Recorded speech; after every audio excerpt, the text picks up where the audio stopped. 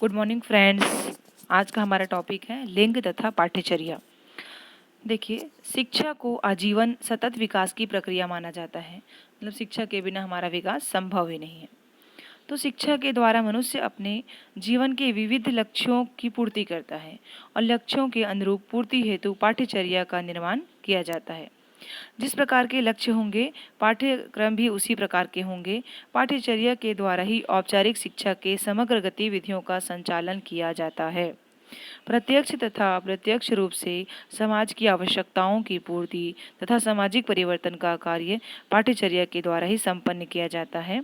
पाठ्यक्रम का महत्व विद्यालयीन गतिविधियों तथा समाज के दृष्टिकोण के निर्माण हेतु अत्यधिक आवश्यक है।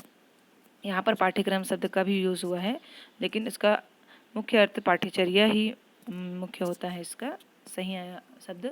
तो पाठ्यचर्या जो है बच्चों के जीवन के लिए या किसी भी व्यक्ति के जीवन के लिए अत्यंत आवश्यकता होता है। जिस प्रकार के पाठ्यचर्या होंगे उसी प्रकार का उसके भविष्य का निर्धारण होगा।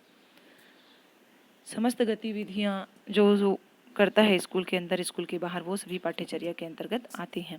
अब इसके अर्थ को हम अलग अलग प्रकार में देखते हैं। इसके शाब्दिक अर्थ, संकुचित अर्थ और परिभाषीय अर्थ, व्यापक अर्थ। ब्रूकेर के शब्दों में पाठ्यक्रम एक ऐसा क्रम है जो किसी व्यक्ति को गंतव्य तक पहुंचने के लिए तय करना पड़ता है, अर्थात उसको उसके लक्ष्य तक पहुंचाता है।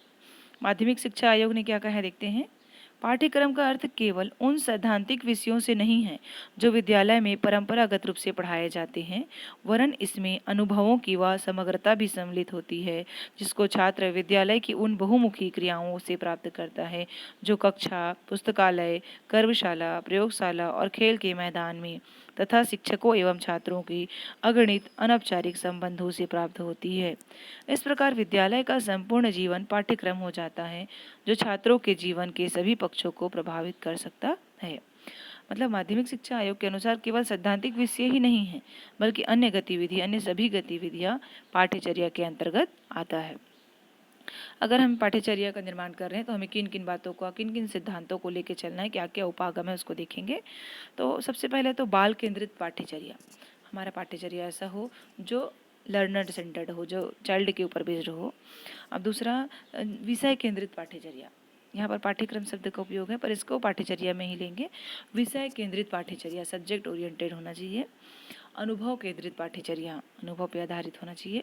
कार्य केंद्रित पाठ्यचर्या, अगला पांचवा है शिल्पकला केंद्रित पाठ्यचर्या। छठवां है कोर पाठ्यचर्या। सातवां सहसंबंधित पाठ्यचर्या। आठवां है विस्तृत पाठ्यचर्या। सामाजिक समस्या उपागम तो ये उपागम हो गए।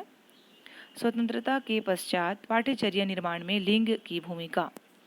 स्वतंत्रता के पश्चात भारत में लोकतंत्र की स्थापना की गई और लोकतंत्र में सभी को न्याय, समानता और स्वतंत्रता बिना किसी भेदभाव के प्राप्त होती है ना। यहाँ पर भेदभाव का कोई स्थान नहीं है लोकतंत्र में।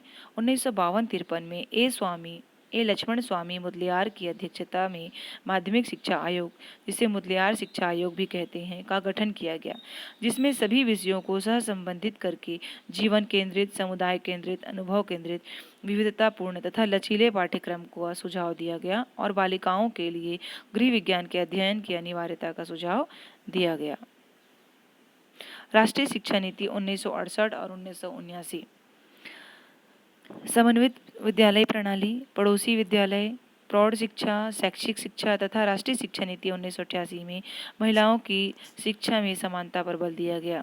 व्यावसायिक तकनीकी सहभागिता तथा वृत्तिक विषयों में लिंग की रुचिबद्धता की धारणा समाप्त करने पर बल दिया गया। इस प्रकार स्वतंत्रता के पश्चात लिंग की पाठ्यक्रम निर्माण में भूमिका महत्वपूर्ण थी। हंसा मेहता समिति 1962 ने बालक बालिकाओं हेतु समान शिक्षा के पाठ्यक्रम पर बल दिया। कोठारी आयोग ने पाठ्यक्रम में लिंग की भूमिका के विषय में अपने इन शब्दों में व्यक्त किए अपने विचार। हम हंसा मेहता की संस्तुतियों को से सहमत हैं। मतलब कोठारी आयोग ने भी समान पाठ्यक्रम के विकास पर बल दिया। महात्मा गांधी के अनुसार जबकि आधार रूप में पुरुष एवं स्त्री दोनों समान हैं, यह भी बिल्कुल सत्य है कि शरीर की बनावट में दोनों में महान भेद है, अतः दोनों के कर्तव्य विभिन्न होना चाहिए। अतः पुरुषों व स्त्रियों के शिक्षा तथा पाठ्यक्रम में उसी प्रकार अंतर होना चाहिए जैसे कि स्वयं प्रकृति माता ने किया है। महात्मा गांधी जी का कथन है ये। Thank you.